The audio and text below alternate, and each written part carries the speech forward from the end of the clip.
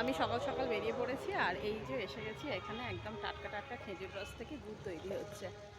এই যে দূরে যেটা দেখতে পাচ্ছ ধোঁয়া উঠছে সেটাই হচ্ছে উনুন, এবং এইখানে যে কুঁড়ে ঘরটা দেখা যাচ্ছে ওখান থেকেই ওরা বিক্রি করে পাটালি আর গুড়।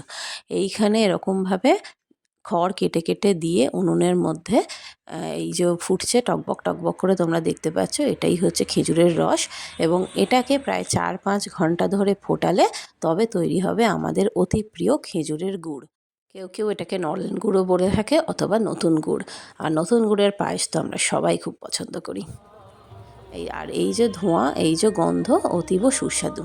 সকাল ৬টার দিকে আসলে হবে বা তোমরাই কি এখান থেকে গিয়ে গিয়ে হ্যাঁ ওই পাড়ার ভিতরে ওদিকে ভিতরে গাছ আছে ওখান থেকে আমরা পেড়ে নিয়ে আসি। আর আমরা কিন্তু এই গুড়টা নেব এইখান থেকেই। এটা যদিও আগের দিনে তৈরি করা, কারণ অত গরম গুড় তো নেওয়া যায় না, তো সেই জন্য আগের দিনে তৈরি করা গুড় আর পাটালি নিয়ে আমরা ফিরলাম।